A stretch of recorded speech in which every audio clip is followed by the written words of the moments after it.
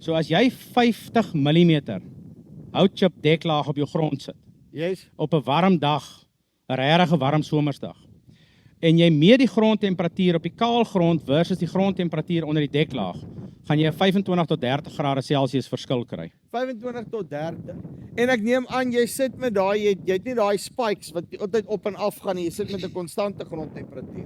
Ja, so as jy byvoorbeeld met wingerd werk, gaan jy 'n beter suur in jou druiwe hou, jy gaan vinniger suiker kry want jou plant is minder onder stres in die droë deel van die jaar en dieselfde by vrugte. Jy gaan 'n droogte skok of 'n hittegolf baie makliker kan hanteer met 'n aangeplante gewas wat onder deklaag is. So die masjien wat hier staan weeg 32 ton, hy het 'n Cat C15 403 kW enjin op. Dit is die grootste masjien wat jy nog gemaklik op 'n 3-as lowbed kan ry. So jy moet 'n baie goeie rede hê voor jy groter as dit gaan. Die tegnologie op hierdie masjien en op die groter masjiene is dieselfde.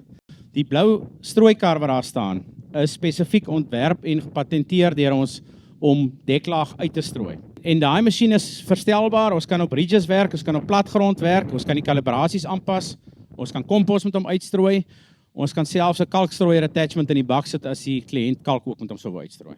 Dis reg, maar die masjien kan ook gekontamineerde materiaal hanteer.